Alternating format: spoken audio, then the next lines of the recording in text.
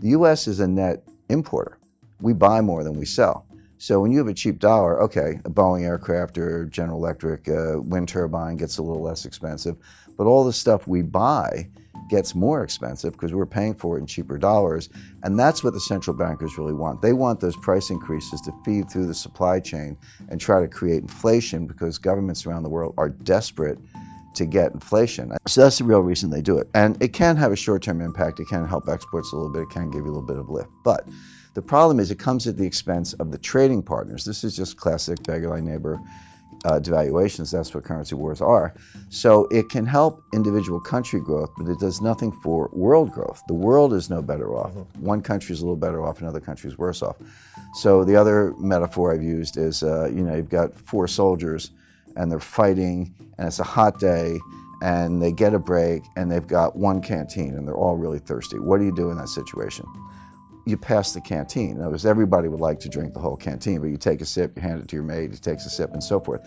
And that's the way the currency wars have gone. 2009 was the day of the cheap yuan. Remember, 2009, 2010, Secretary Geithner couldn't get out of bed without complaining about Chinese currency manipulation. 2011, the dollar hit an all-time low on a couple indices. That was the cheap dollar.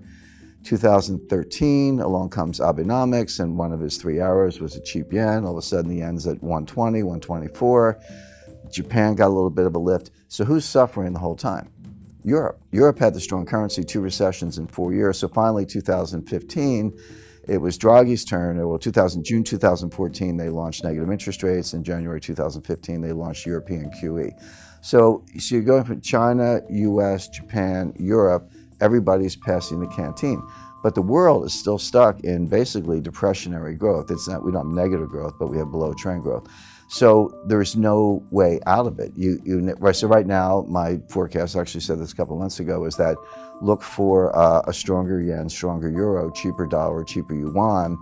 That has played out with a couple speed bumps. The dollar got a big lift because of Brexit, and the euro went down a little bit also because of Brexit.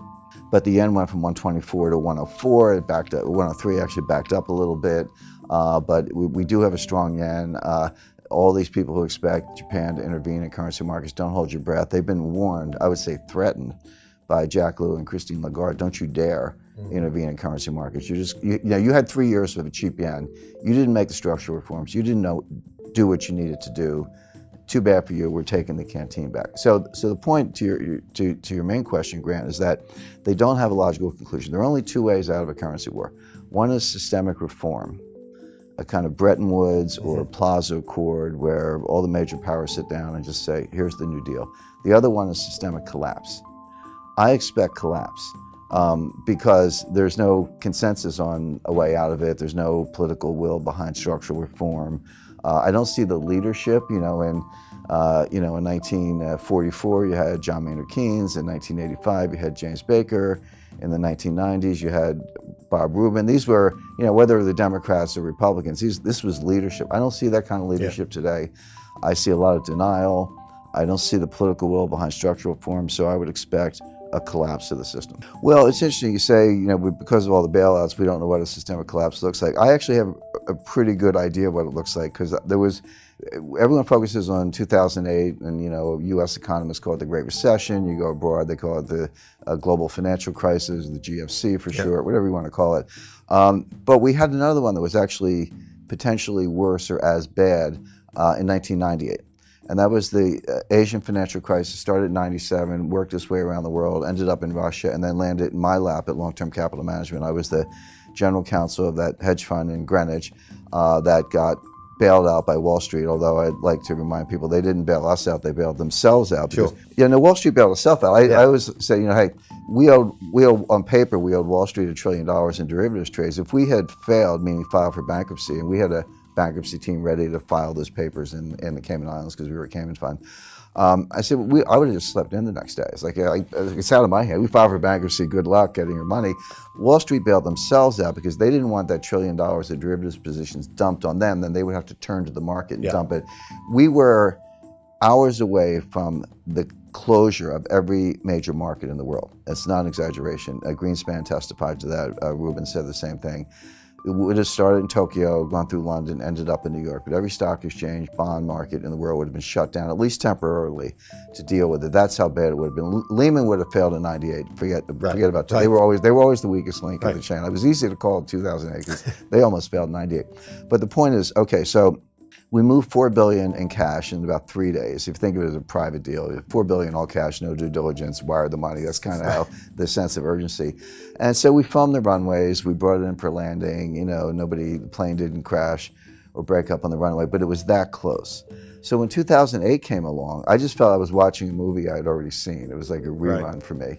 And you're right, 2008 was even bigger, potentially more. We were, if not hours, maybe days away from the sequential collapse of every bank in the world. Starting with, Bear had already gone out, Fannie, Freddie, Lehman, AIG, Morgan Stanley would have been next, then Goldman, then Citi, et cetera.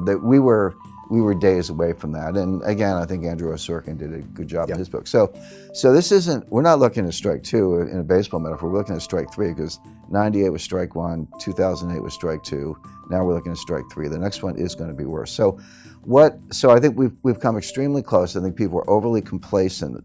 Just because we managed to pull off bailouts in the world didn't come to an end. Don't assume it wasn't close and don't assume it won't happen again. Sure. But there's one very important difference. In 1998, Wall Street bailed out a hedge fund. In 2008, the central banks bailed out Wall Street. In 2018, let's say, keep up the 10-year tempo, who's going to bail out the central banks? All we do is we move the problem to a different balance sheet.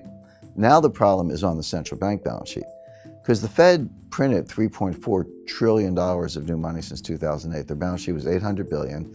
Now it's at $4.2 trillion, give or take, so $4 trillion of new money. But it's 9 years on. Yeah. They haven't normalized. If they had somehow got their balance sheet back to $800 billion, I'd say, okay, you guys could do that again. But you're at $4 trillion. What are you going to do when the next crisis hits, which could be soon, by the way? Go to $8 trillion, $12 trillion? Now, some people say, yeah, what's the problem? Just print more money. I have my doubts about that. But so who can bail out central banks? The answer is the IMF, because they have the only clean balance sheet left in the world. The Fed is leveraged about 113 to 1 with a duration mismatch. They look like a really bad hedge fund. And again, I've spoken to central bankers who say, well, who cares? Central banks don't need capital. A member of the Board of Governors of the Federal Reserve said that to me. She said, central banks don't need capital. I said, well, that's one point of view, but we'll see. Exactly, we'll see. But there's sort of an invisible, hard to define confidence boundary. And when you cross that confidence boundary, and every day citizens just wake up and say, you know what, I'm checking out of this system. You tell me it's all good, I don't believe you anymore. And get me some gold because I know that the gold will be around, et cetera. That's an instantaneous loss of confidence in the dollars. That's what I mean by collapse. Now, just to be clear, I don't think we'll all be living in caves, eating canned goods, lighting fires with rocks and twigs. Life will go on, but it'll be different. The dollar will maybe be like the Mexican peso in the sense of being a local currency that you get when you go to the United States, but no longer the world currency. They'll try to bail it out with SDRs, the special drawing rights. If it works, if the SDR bailout works, it's only because nobody understands it, or like maybe there were 100 people in the world who really understand. I've spoken to PhD monetary economists, like people right in the field with PhDs from Harvard who can't give you a straight explanation of what an SDR is. So if it works, it'll only be because nobody gets it. But I have a feeling that because of social media, because of, interviews like the ones you do, Grant, just because of different means of communication, that people will get it and they'll run for gold because it's money good. And so that, and then you get into coercion, shutting down banks, closing ATMs, or maybe reprogramming ATMs. Everyone can have $300 a day for gas and groceries, but no more. Recently, the SEC has changed the rules for money market funds. I meet people everywhere, and I say, well, how much money you got? Or where do you have your money in? Probably a better way to put it. And they go, I got money in stocks, money in bonds, money in real estate, and money in the money market funds. I say, no, you don't. You have stocks, bonds, and real estate. You don't have money in anything. That's not money. Oh, I can sell it and get the money. Really? Maybe not. Maybe they'll close the New York Stock Exchange. But anyway, they have new rules on money market funds where money market funds can suspend redemptions. Now that has always been true of hedge funds. I've never seen a hedge fund Right. offering document that didn't have that in there.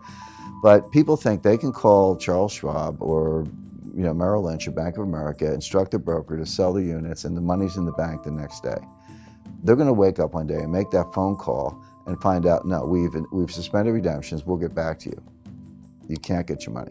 And oh, by the way, the day that will happen is the same day you want your money the most. Yeah, In other words, course. it's conditionally correlated. So you'll still have money for gas and groceries, and your kids will still go to school, and you'll still have food on the table, but you won't be able to get your money. The IMF will be flooding the zone with trillions of SDRs. The dollar will be greatly devalued relative to SDRs. It'll be like Mexican pesos, and then it'll be a very different world.